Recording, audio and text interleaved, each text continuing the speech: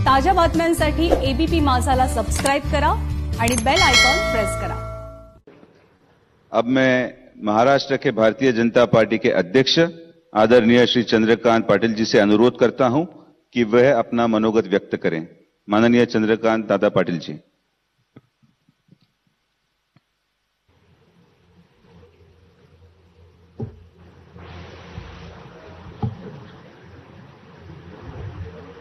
स्वर्गीय बाळासाहेब विखे पाटील ज्यांना सर्वजण आदराने खासदार साहेब म्हणायचो, त्यांना अनेकांनी आग्रह धरला की तुमच्या यशस्वी जीवनावर तुम्ही पुस्तक लिहिलं पाहिजे, आत्मचरित्र लिहिलं पाहिजे। त्या पुस्तकाचं आत्मचरित्राचं खरं म्हणजे त्यांच्या हयातीतच प्रकाशन व्हायला पाहिजे होतं, पण दुर्दैवाने तसं झालं नाही, ते आपल्यातून गेले।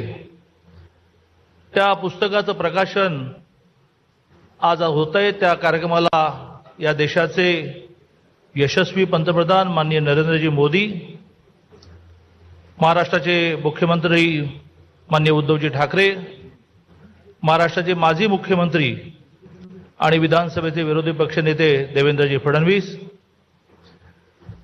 राधाकृष्ण विखे पाटीलजी, व्यासपीठावरील सर्व मान्यवर, कार्यक्रमाला आणि व्हर्च्युअली उपस्थित बंधू आणि भगिनींनो, या कार्यक्रमामध्ये बोलायचं असं जेव्हा सांगितलं गेलं तेव्हा मुद्दाम मी आग्रह धरला की हे पुस्तक मला आधी वाचायला मिळालं पाहिजे। नॉर्मली इतकं मोठं पुस्तक वाचलं जात नाही, बराच काळ आपण ते वाचण्यात घालवतो, पण आज ह्या ठिकाणी यायचंय म्हणून मी ते संपूर्ण वाचलं आणि ते या ठिकाणी यायचंय या दृष्टीने वाचण्यापेक्षाही वाचता वाचता असं लक्षात आलं की हे संपूर्णच आपण उठलं पाहिजे। एक सामान्य घरामध्ये जन्माला आलेला माणूस शेतकऱ्यांच्या प्रश्नांची जाण असल्यामुळे आयुष्यभर शेतकऱ्यांच्या प्रश्नासाठी भांडतो, शेतकऱ्यांच्या प्रश्नांसाठी नवीन नवीन उपायांची योजना स्वतः करतो आणि शासनाला ते करायला भाग पडतो। याचा एक मोठा इतिहास आपल्याला वाचायला मिळतो। ते 8 वेळा खासदार होते, केंद्रामध्ये मंत्री होते, हा झाला त्यांचा राजकीय परिचय। पण हे पुस्तक वाचताना मला असं वाटलं की राजकीय क्षेत्रामध्ये एक नवीन पद्धती सुरू झाली की राजकारणामध्ये नव्याने यायचं आणि लगेच काही ना काही जबाबदारीचा आग्रह धरायचा आणि कुठल्याही प्रकारचा अशा ज्यांनी आपलं आयुष्य घालवलं त्यांच्या चरित्राचा, त्यांच्या जीवनाचा अभ्यास न करता आपल्याला जमेल तसं राजकीय काम करायचं। मला असं वाटतं की बाळासाहेबांसारख्या, खासदार साहेबांसारख्या अनेकांची पुस्तकं वाचल्यानंतर त्यांनी काय प्रकाराने आपल्या मनातली स्वप्न व्यवहारात उतरवली।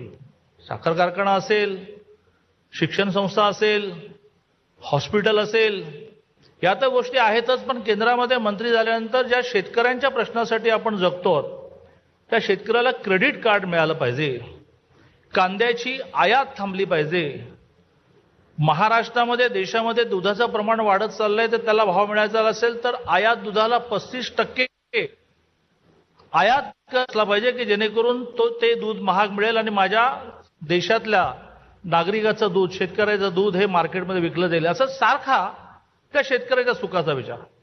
सगळ्यात महत्त्वाचं म्हणजे महाराष्ट्राचा विशेषतः मोठा प्रश्न आहे। एक आत्ताचे मुख्यमंत्री समोर आहेत, एक माजी मुख्यमंत्री माझ्या मागे बसलेले आहेत। या महाराष्ट्रामध्ये जोपर्यंत जिरायती आणि कोरडवाहू शेतीवर आपण उपाय काढणार नाही तोपर्यंत महाराष्ट्राचा शेतकरी आपण सुखी करू शकणार नाही।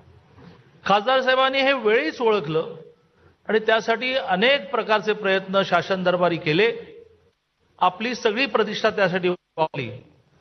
असं एक उत्तुंग व्यक्तिमत्व या नगर जिल्ह्यामध्ये होऊन गेलं। महाराष्ट्राच्या राजकारणावर त्यांचा मोठा प्रभाव झाला आणि आज हे पुस्तक प्रकाशित होताना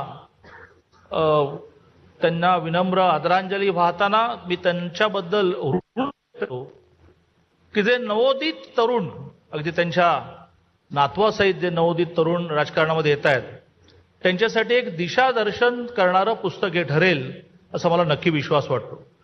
मी पुन्हा एकदा माननीय नरेंद्रजींना नमन करतो आणि माझं बोलणं संपवतो। धन्यवाद सर।